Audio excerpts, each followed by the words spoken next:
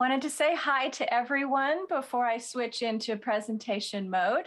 I'm Melissa Coates, and I'm talking to you from North Carolina. And I'm really sorry I can't be there with you now, but I hope you're all having a wonderful time. Today, we're going to talk about the Power BI adoption roadmap. And I call this a whirlwind tour. This is one of the compressed 20-minute sessions. So I'm self-employed. I'm a specialist in governance and administration type of topics, which makes me a little bit different than most Power BI people that you run across in the community. And currently I spend most of my time doing two things. One is training, but the other one is technical writing for Microsoft. And that's really what we're here to talk about today. And we're going to touch on two things that have been published recently. The main thing that we're going to talk about today is the Power BI adoption roadmap. And we're going to spend most of our time on a couple of key concepts and a few suggestions for how to use it. But we also just recently published the first pieces of what we're calling the Power BI implementation planning guidance. And so I want to give you a sneak peek into what that is and what you can expect from it. Think of the adoption roadmap as what we think of as a series of strategic and tactical considerations that lead to a successful Power BI adoption effort. And I'm going to elaborate in just a few moments on exactly what I mean by adoption of Power BI. Before I jump into it, I want to introduce who's who. So I do the grunt work. I'm the primary author. Matthew Roche, who is running around SQL Bits as well, he works for the customer advisory team, and he's my main person that I work with at Microsoft. And any of you that know Matthew will know that he would be absolutely invaluable in terms of reviewing content, providing feedback, and so forth. And then we also lean pretty heavily on Peter Myers. So if you don't know Peter, he's a consultant and a technical trainer and an MVP out of Australia. And he's very, very helpful with the editing process, getting it approved and published on the Microsoft Docs platform. So that's why you see his little name at the top of all of the pages, because he takes it and runs with it from that perspective of things. Now, our goals for creating this roadmap first was to help customers get a sense of what are the important things to be aware of and plan for. And that was very much Matthew's vision, because being part of the CAT team, he hears from customers every single day.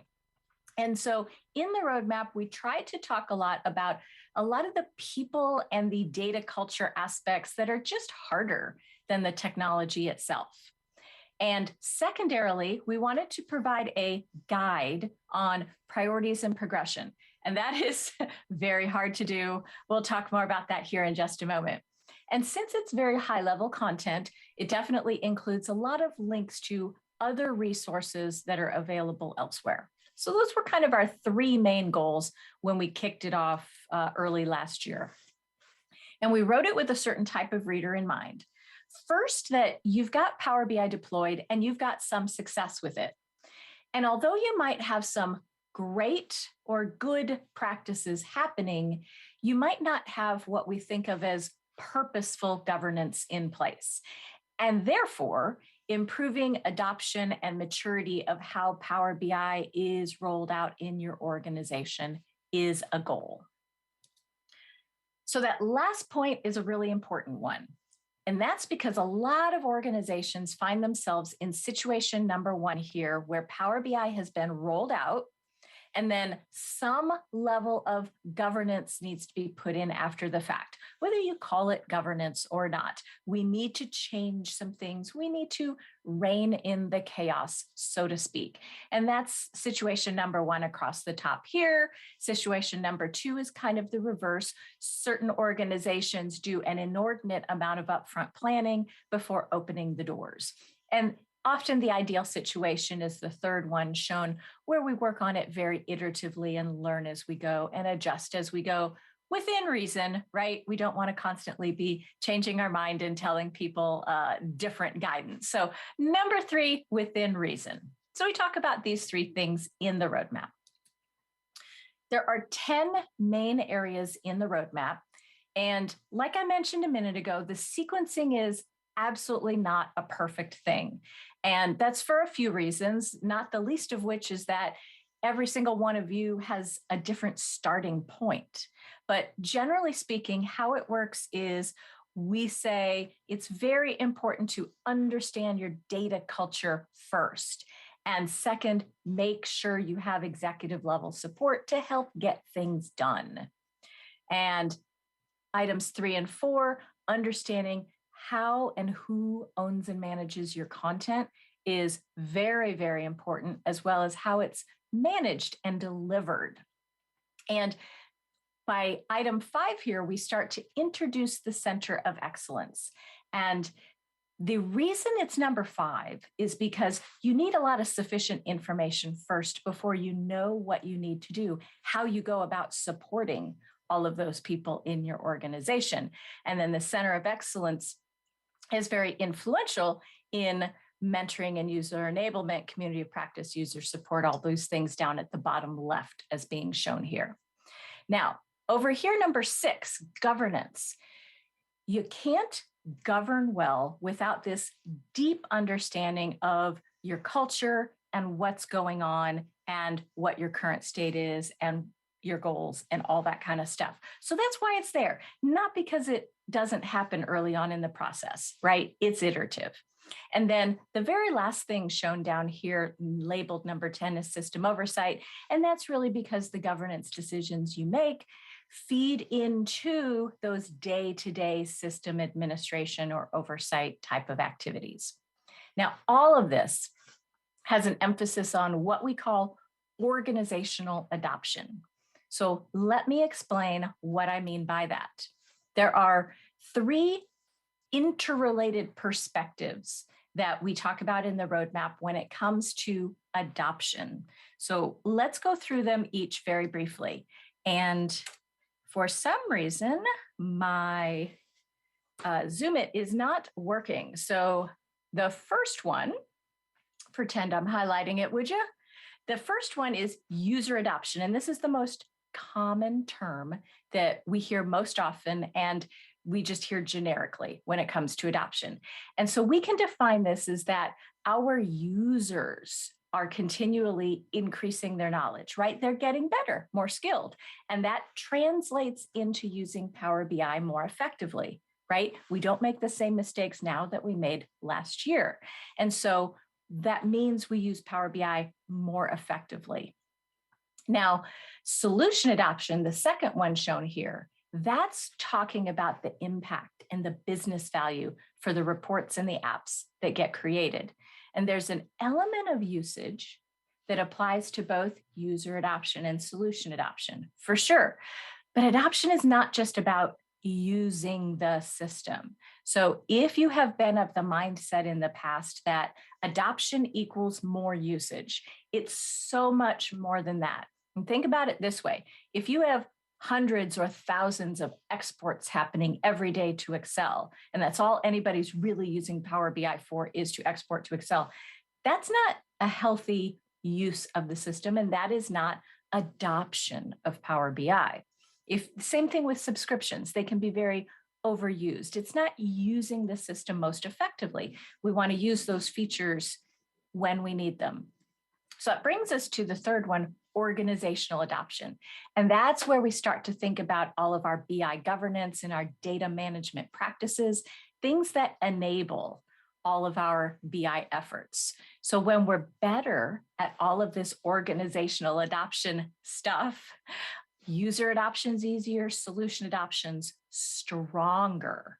And they're all really important, but the roadmap really focuses on the third one, the organizational adoption considerations. And the other thing that the roadmap focuses on is maturity levels. And this is really just to get you thinking about where you want to be. And these 5 levels that are shown here are the same exact 5 levels that are used in the Power Cat adoption maturity model. So that's the rest of the Power Platform, not counting Power BI, and Microsoft 365's maturity model. And the whole idea here is being aware of where we're at now and where we want to be. So briefly to run through them, starting at the bottom and working our way up. Level 100 is our starting point. And this is where we think of things are just either brand new or just informally handled. And here's the thing, good things can be happening at this level. But the problem is that they're just reliant on judgment and experience of certain people, meaning that they're inconsistent and undocumented in all likelihood.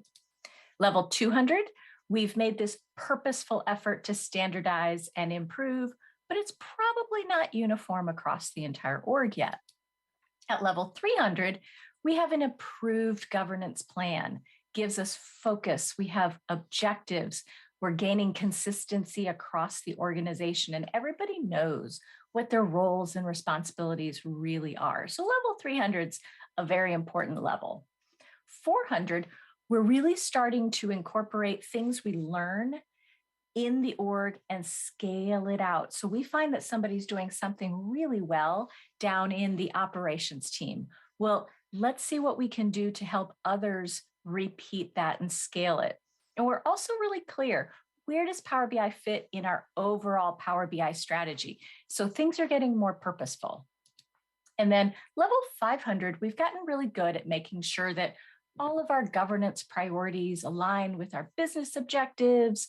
We are measuring that. We have key performance indicators. We're using automation where we can to achieve continuous improvement. So level 500 is a very lofty, very mature area. So let's say you do an assessment and you say, based on these levels, our organization is at a level, say, 300, which is actually really good. But the thing is that this is different based on the lens that you take. Take the individual business units, for example. One business unit can be operating much more maturely than another business unit. And so you can absolutely expect the bigger you are that you're going to have different teams and different departments or business units that are operating at these different levels. And then there's also the different capabilities. So those 10 areas of the adoption roadmap. And so depending on your goals for your area, you might actually choose to only be at a level 300 or 400 for one particular capability, where there's another capability that's so much more important to you. All of which is to mean these variances in maturity levels that you're going to have can either be purposeful based on where you choose to devote your resources, or accidental because it's just something you've never paid attention to before. So how to use the roadmap. First, just review it end to end, get familiar with the concepts, the considerations, and then really start to think about for each area, what's your current state? And every article concludes with maturity levels. They're not going to be perfect. You're going to need to customize them for your situations, but they're there to get you thinking. So figure out the good, the bad, and the ugly for your current state. And then identify your future state, where you know you need to improve. And you want to do this for each of the 10 areas, or at least the areas that are most important to you. Remembering that you don't have to shoot for level 500 in every area. We don't have enough time, money, people to do that. And customize those maturity levels. So the way they are written is generic. So think of those as inspiration, and then figure out what the ladder of progression actually looks like for you. And that'll feed into some of the metrics and KPIs that you might choose to measure and what your goals are for, say, this quarter or this year, et cetera. And that's how you go about prioritizing. So we know we can't do it all.